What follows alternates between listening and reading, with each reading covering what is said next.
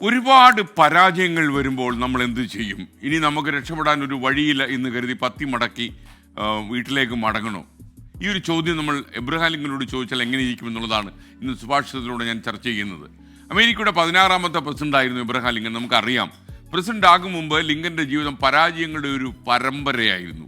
ആദ്യ കച്ചവടത്തിൽ പരാജയപ്പെട്ടു പോയി, പിന്നീട് നടന്ന നിയമസഭാ തെരഞ്ഞെടുപ്പിൽ തോറ്റുപോയി, വീണ്ടും കച്ചവടത്തിൽ നഷ്ടം നേരിട്ട് വലിയ കടക്കാരനായി, പിന്നെ പ്രണയിനിയുടെ മരണം ഉണ്ടായി, പിന്നീട് ഹൗസ് സ്പീക്കർ സ്ഥാനത്തേക്ക് മത്സരിച്ച് അതിലും പരാജയപ്പെട്ടു.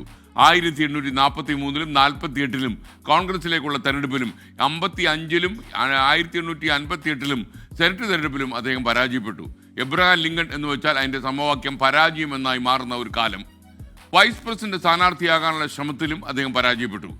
ഇത്രയധികം പരാജയങ്ങൾ ഒരു സാധാരണക്കാരനെ പൂർണ്ണമായും തളർത്തിക്കളയും, അതിൽ സംശയമില്ല.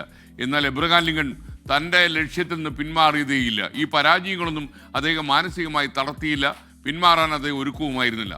വർഷങ്ങൾ നീണ്ടുപോയ പോരാട്ടങ്ങൾക്കും തോൽവിക്കും ശേഷം 1860-ൽ അദ്ദേഹം അമേരിക്കയുടെ പ്രസിഡന്റായി മാറി. എന്താണ് ഇതിൽ നമ്മൾ മനസ്സിലാക്കേണ്ടത്?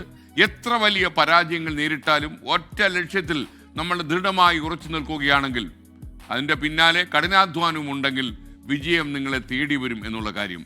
തിരിച്ചടികൾ ഉണ്ടാകുമ്പോൾ നിരാശപ്പെടരുത്, അവയിൽ നിന്ന് പുതിയ പാഠം ഉൾക്കൊള്ളണം. അങ്ങനെ മുന്നോട്ട് പോകാനുള്ള കഴിവാണ് ഏതൊരാളെയും വിജയത്തിലേക്ക് നയിക്കുന്നത്. അതുതന്നെയായിരുന്നു എബ്രഹാം ലിങ്കനെയും അമേരിക്കൻ പ്രസിഡന്റ് കസേരയിൽ എത്തിച്ചത്. വഴികൾ ചിലപ്പോൾ ദുർഘടമായേക്കാം, പക്ഷേ ദൃഢനിശ്ചയമുണ്ടെങ്കിൽ ഏതൊരു തടസ്സത്തെയും നിങ്ങൾക്ക് മറികടക്കാൻ കഴിയും. അപ്പോൾ കഠിനാധ്വാനം വേണം, അതേസമയം അചഞ്ചലമായ ഒരു ലക്ഷ്യബോധവും വേണം. ഈ രണ്ട് സാധനവും കയ്യിലുണ്ടെങ്കിൽ നിങ്ങൾ ലക്ഷ്യം വയ്ക്കുന്ന സ്ഥലത്ത്, ആ ഡെസ്റ്റിനേഷനിൽ നിങ്ങൾ ഇന്നല്ലെങ്കിൽ നാളെ എത്തിച്ചേരും. അത് ഉറപ്പ്. ഞാൻ ഗ്യാരണ്ടി ചെയ്യുന്നില്ല, അത് ഉറപ്പ്.